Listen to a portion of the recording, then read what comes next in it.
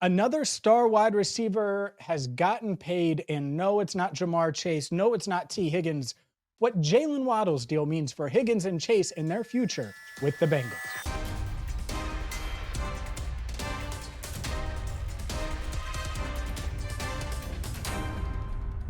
Hi again, everyone, and welcome in to Cincinnati Bengals Talk. I'm James Rapien of BengalsTalk.com. For all of the latest Bengals news, make sure you check out BengalsTalk.com. Hit that subscribe button, ring the bell. Today's video brought to you by Rivertown Inkery, RivertownInkery.com. Whether you're looking for Bengals gear, FC Cincinnati gear, Reds gear, it doesn't matter. Rivertown Inkery is going to have something awesome for you. They are local. They have a Findlay Market location, an Oakley location, and you can check them out as well at RivertownInkery.com. Jaylen Waddle got paid. Jaylen Waddle got paid, and naturally, the wide receiver fan in me, and those that have followed the channel, when you think James Rapien, you probably think, oh, yeah, he talks about receivers all the time. Well, no doubt about it. And the Bengals, well, they're hoping to extend at least one of their wide receivers this offseason. And that's what's interesting is you look at this Jaylen Waddle contract, and Adam Schefter had the numbers first that I saw. 3 years, $84.75 million, $76 million guaranteed, makes him a top 5 highest paid receiver. And they didn't have to pay him yet. They pay him ahead of his 5th-year option next year. They keep him under contract now for the next 5 years. It makes sense. And I think a couple of things. One, let's start with T Higgins, and we'll get to Jamar Chase because I think that the larger point, the longer point has to do with Jamar Chase. This doesn't really impact T Higgins in his future in Cincinnati at all. If the Bengals were going to sign T Higgins to a 3-year extension, it would have been last year. This year, well, he's on the franchise tag for $21.8 million.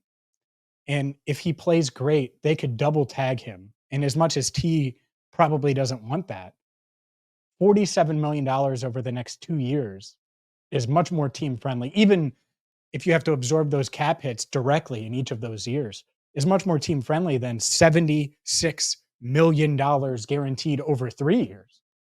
And that's why I think that there's just no chance that an extension gets done with T Higgins. And I saw the reaction and I texted Andrew like, hey, I think we should do something on this. But for T Higgins, I don't think it impacts him in Cincinnati. Now, what it does do, if he continues to ball out at 25 years old, has a great year this year, and then who knows? Maybe the Bengals do tag him and then trade him and he gets that long-term extension elsewhere. I think that could be as likely as any scenario. But the larger point here and the larger takeaway is what it means for Jamar Chase. Because Jaylen Waddle's in Jamar Chase's draft class. He was a first-round pick, and he's not as good as Jamar Chase. Everyone knows that. Really good player, by the way. Liked him pre-draft. We talked about him here pre-draft.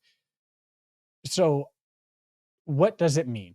It means that if you're the Bengals, the time is now to do the 3-year extension. If that's what Jamar wants, then give it to him and give him the guaranteed money and break your precedent and go that route. A 3-year extension. Jamar's 24. So a 3-year extension on top of this year, on top of the 5th-year option year, which is roughly $21.8 million for next year. That makes a lot of sense for both sides. And so you'd have 5 years to spread that money out. You would have him locked up for the majority of his 20s. And so what would he want? Well, if Waddle gets roughly close to $30 million per year, if I'm Jamar, I'm asking for 3 years, $100 million. And that's kind of where I'm at. Now, he could wait for Justin Jefferson. He could wait for CeeDee Lamb. He could go that route. But if you're the Bengals, that's what it's going to take. You're going to have to give Jamar. And the reason why I don't think that T Higgins and an extension is even remotely close to possible at this point or likely is because the Bengals aren't going to break their guaranteed money precedent for T Higgins. They have to for Jamar Chase. It was much like the case with Joe Burrow. They were going to do it with Joe Burrow where they break this guaranteed money precedent and they give him all this guaranteed money because they usually don't guarantee money at the start of a contract or an extension with any free agents. Any of the guys you could think of this offseason that they signed, there isn't guaranteed money in year 2 right away. Now, they may have roster bonuses. They may have different things like Orlando Brown Jr. last year got $31 million, boom, just like that for signing. But there wasn't guaranteed money in year 2. They got the big the big hit, so to speak, out of the way from a cash perspective. And so when it comes to the Bengals and how they do this with Jamar Chase, there's no way around the guaranteed money.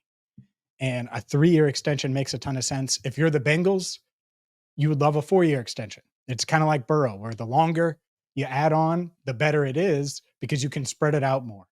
And so if I'm the Bengals, you almost want to be aggressive. And even if it's 4 years, let's say it's 4 years, $120 million. I think you do it. And that would be the next 6 seasons for Jamar.